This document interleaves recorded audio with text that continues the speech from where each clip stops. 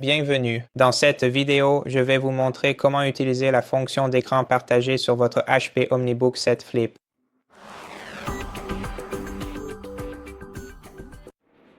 Donc, pour partager l'écran entre différentes applications ou fenêtres sur votre ordinateur portable, il vous suffit de faire glisser la barre supérieure de votre fenêtre vers un côté de l'écran, puis de la relâcher ici, puis de cliquer sur l'autre fenêtre pour la placer de l'autre côté.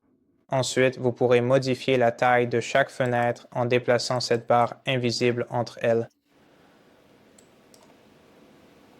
L'autre façon de partager votre écran, qui est également utile si vous avez plus de 2 applications ouvertes sur votre ordinateur, consiste à faire glisser la barre supérieure de votre fenêtre puis à la déplacer vers le haut. Ici, vous pouvez sélectionner la position exacte pour la fenêtre que vous avez choisie. Comme vous pouvez le voir, nous pouvons placer jusqu'à 4 fenêtres différentes sur notre écran. Alors, mettons Microsoft Store en haut. Où est-ce Copilot? Non, c'est Microsoft Store dans le coin supérieur gauche.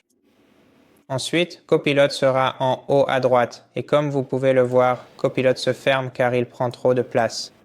Essayons donc plutôt d'utiliser notre navigateur web ici, ainsi que le fichier. L'explorateur ira ici et une autre instance du navigateur web ira dans le coin inférieur droit.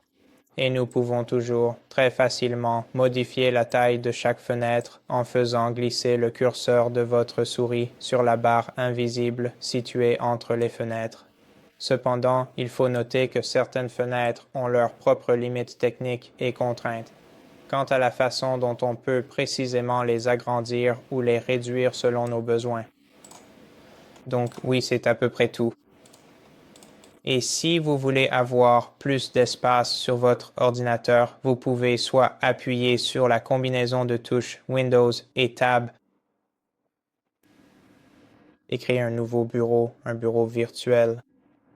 Puis placer différentes applications ici et d'autres applications sur votre bureau principal. Et vous pouvez facilement passer d'un bureau à l'autre en déplaçant 3 doigts sur votre pavé tactile vers la droite ou vers la gauche.